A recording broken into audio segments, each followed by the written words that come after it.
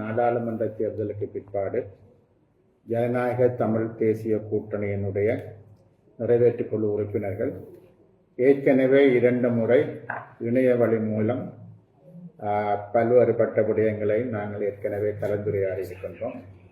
தேர்தல் தொடர்பாகவும் தேர்தல் நடந்த விடயங்கள் தொடர்பாகவும் ஏற்கனவே நாங்கள் பேசியிருக்கின்றோம்.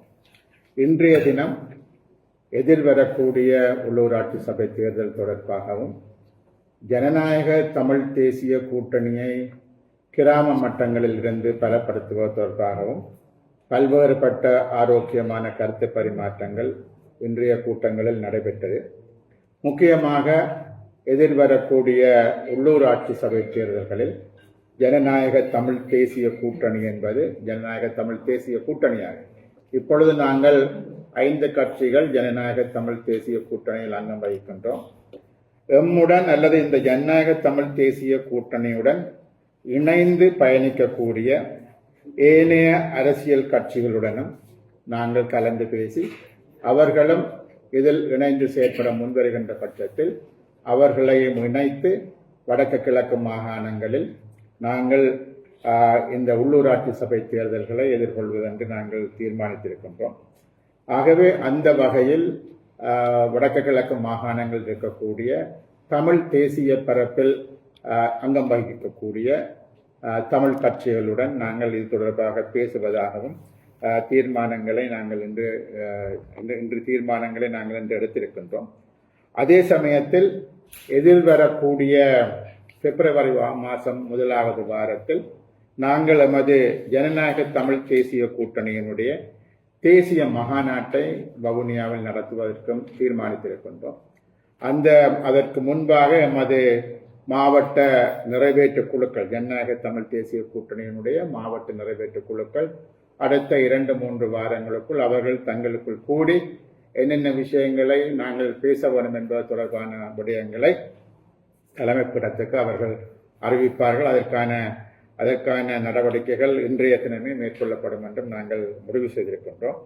ஆகவே அந்த வகையில் ஒரு புதிய அரசியல் கலாச்சாரத்தை ஏற்படுத்த வேண்டிய தேவையும் பொறுப்பும் ஜனநாயக தமிழ் தேசிய கூட்டணிக்கு இருக்கின்றது.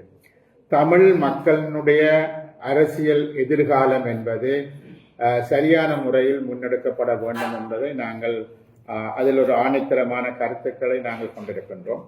இன்றைய ஒரு புதிய அரசாங்கம் அவர்கள் மிக 3/2 பெரும்பான்மையை கொண்டிருக்கக்கூடிய ஒரு புதிய அரசாங்கம் வந்திருக்கின்றது.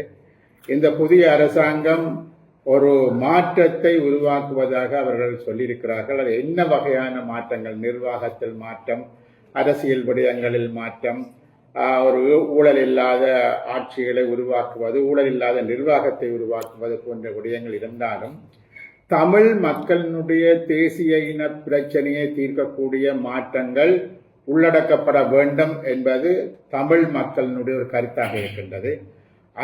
அந்த அடிப்படையில் தான் வடக்கு கிழக்கு மாகாணங்களில் NBPயை சார்ந்த வேட்பாளர்கள் தெரிவு செய்யப்பட்டிருந்தாலும் கூட ஒரு மாற்றம் உருவாகும் என்ற நம்பிக்கையில் தான் அந்த வாக்குகளும் அளிக்கப்பட்டிருப்பதாக நாங்கள் கருதுகிறோம்.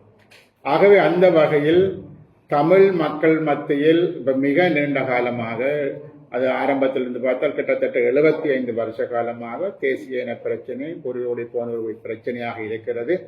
அது தீர்க்கப்பட வேண்டும் என்ற ஒரு உறுதியான அந்த நிலப்பாடு இன்னும் இப்பொழுது இருக்கக்கூடிய அந்த புதிய அரசாங்கத்திடம் இருக்கிறதா என்ற ஒரு கேள்வியும் எங்கள் மத்தியில் இருக்கின்றது. கடந்த 7 வருஷங்களாக மாகாண சபை தேர்தல்கள் என்பது நடத்தப்படவில்லை. இப்பொழுதும் கூட மாகாண சபை தேர்தல், இன்றைய பத்திரிகை செய்திகளும் கூட மாகாண சபை தேர்தல் என்பது இந்த வருஷ இறுதியில் நடத்தப்படும் என கூறுகிறார்கள். அவ்வளவு தூரம் காலதாமதம் செய்யப்பட வேண்டும் என்று சொன்ன தேவை இருக்கா, அல்லது அதற்கு முன்பு நடத்தலாமா என்று சொன்ன கருத்துக்கள் நமது மத்தியில் இன்று பேசப்பட்டது. முக்கியமாக நாங்கள் நம்புகின்றோம், இந்த அரசாங்கம் உள்ளூராட்சி சபை தேர்தல் நடந்து முடிந்து ஓரிரு மாதங்களுக்குள் மாகாண சபை தேர்தல்கள் நடத்தப்பட வேண்டும் என்பது மாத்திரமல்ல, மாகாண சபைக்கு உரித்தான 1988 ஆண்டு கொடுக்கப்பட்ட அல்லது அரசியல் சாசனத்தில் ஏற்றுக்கொள்ளப்பட்ட அனைத்து அதிகாரங்களும் மாகாணங்களுக்கு வழங்கப்பட வேண்டும். ஆகவே மிக விரைவாக இந்த அரசாங்கம் அவ்வாறான நடவடிக்கைகளை எடுத்தால் மாத்திரம்தான் தமிழ் மக்கள் இந்த அரசாங்கத்தின் மீது நம்பிக்கை வைக்கக்கூடிய ஒரு சூழல் ஏற்படும் என்றும் நாங்கள் கருதுகின்றோம். ஆகவே அந்த வகையில் முக்கியமான விடயம் என்னவென்று சொல்லி சொன்னால், அரசாங்கம் வெறுமனவிலே பேச்சில் மாத்திரம் இருக்காமல் தமிழ் மக்களினுடைய அபிலாஷைகளை பூர்த்தி செய்வதற்கு ஒரு புதிய அரசியல் சாசனம், அது வெறுமனே இந்த புதிய அரசியல் சாசனம் என்பது சிங்கள மக்கள் மத்தியில் இருக்கக்கூடிய பிரச்சனைகளை தீர்ப்பது என்பதில்லை. நீண்ட காலம் குறியோடு போயிருக்கக்கூடிய தமிழ் மக்களினுடைய தேசிய இன பிரச்சனையை தீர்க்கின்ற விடயங்கள் இந்த புதிய அரசியல் சாசனத்தில் உள்வாங்கப்பட வேண்டும் என்று நாங்கள் விரும்புகின்றோம்.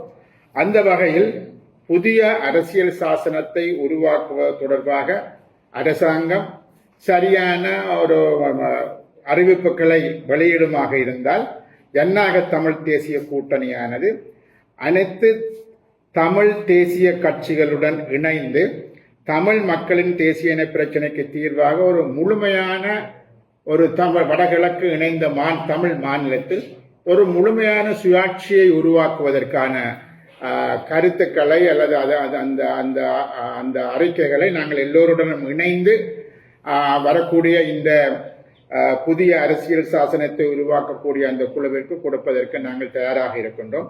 முதலாவதாக இந்த அரசாங்கம் புதிய அரசியல் சாசனத்தை உருவாக்குவதற்கான இந்த குழுவை நியமிக்க வேண்டும். அவர்கள் 2 வருஷத்தில் நியமிப்பார்களா, 3 வருஷத்தில் நியமிப்பார்களா, அல்லது உடனடியாகவே நியமிப்பார்களா என்று எங்களுக்கு தெரியாது.